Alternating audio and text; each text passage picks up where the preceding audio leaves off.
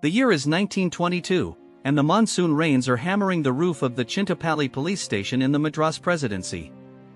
Inside, the air is thick with the smell of damp wool and stale tobacco, the British officers and their constables lulled into a false sense of security by the storm outside. But the jungle is not asleep.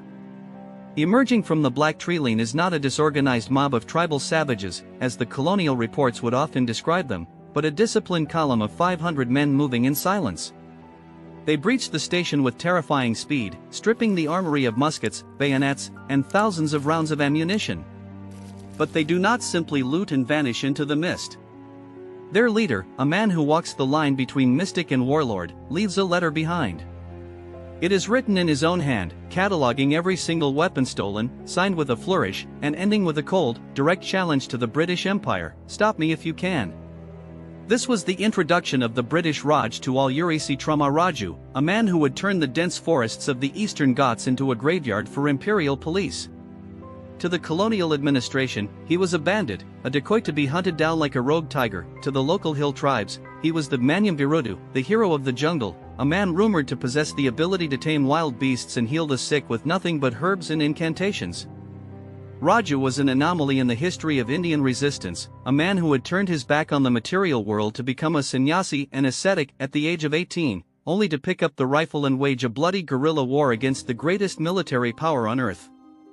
The spark for this violence was not an abstract political ideology, but the brutal economic reality imposed by the Madras Forest Act of 1882.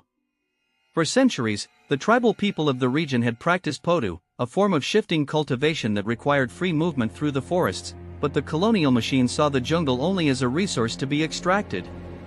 The act fenced off the ancestral lands, turning the inhabitants into trespassers in their own homes and forcing them into a humiliating coolie system, engaging in arduous road construction for the very government that was starving them. Raju, an outsider born on the plains, wandered into these hills and saw a people pushed to the brink of extinction. He channeled their desperation into a lethal insurgency. Unlike the Gandhian movement sweeping the cities, which preached non-violence and civil disobedience, Raju asserted that the colonial shackle could only be broken by force. He did not reject the Mahatma entirely. He persuaded his followers to give up alcohol and wear khadi cloth, but he knew that a spinning wheel would not stop a British bullet. He organized the tribesmen, training them in the art of ambush and sabotage, turning the steep ravines and dense foliage of the Godavari Agency into a weapon against the sluggish, conventional British forces. The raids escalated with terrifying precision.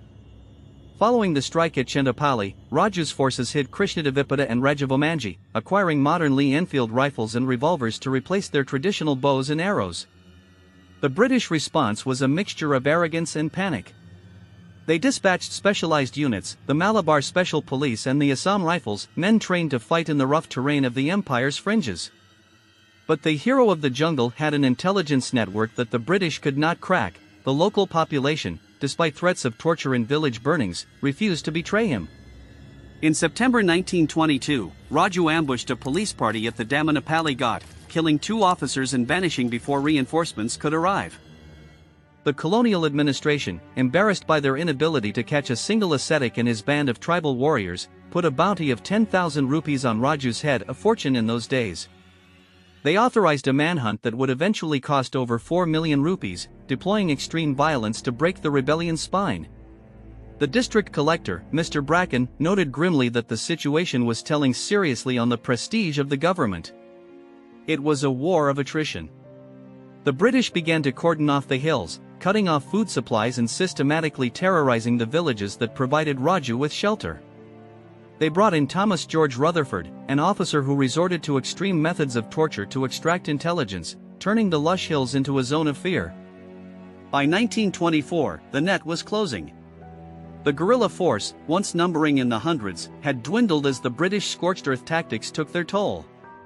On May 7, 1924, in the forests of Chintapalli, the hunt came to an end. Raju was captured, but he was not given the dignity of a trial in a courtroom. In a final act of summary imperial justice, he was tied to a tree in the village of Koyuru and executed by a firing squad. He was 27 years old. The rebellion died with him, his lieutenants hunted down and killed or imprisoned shortly after. While the guns fell silent in the eastern Ghats, another fire was burning in the remote Naga Hills of the northeast, a region even more alien to the British imagination. Here, the Zeliangrong tribes were rallying under a spiritual banner known as Heraka, meaning pure. The movement had begun under a mystic named Hapo Jadanang, who preached a rejection of Christianity and British rule, envisioning an independent Naga kingdom. The British, fearing another armed uprising, captured Jadanang and hanged him in 1931. They believed that cutting off the head of the snake would kill the body. They were wrong. Watching the execution was Jadanang's cousin and spiritual successor, a girl of only 16 named Gaidinliu. She did not flee, she took command. If Raju was the warrior monk, Gaidinliu was the sorceress queen, a teenager who commanded the absolute loyalty of her people against the full weight of the colonial administration. She transformed the Heraka movement from a religious revival into a militant political resistance, urging her people to refuse tax payments and boycott British regulations. Gaidinliu went underground, moving like a phantom through the jungle terrain of Manipur, Nagaland, and Assam.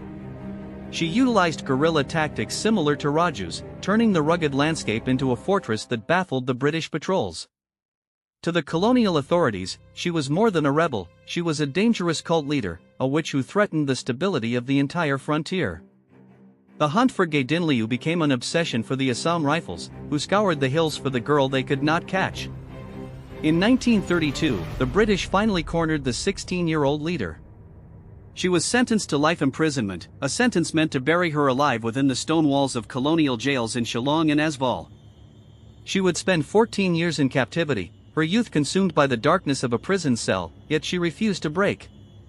It was not until 1947, when the British flag was finally lowered over India, that she walked free, dubbed the Daughter of the Hills by Jawaharlal Nehru.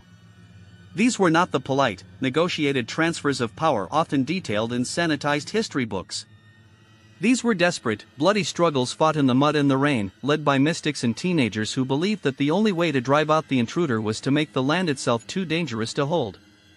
They were the unsung wars of the jungle, where the empire paid for every inch of ground with blood and gold, leaving behind a legacy of resistance that lingered long after the last British soldier had boarded the ship's home.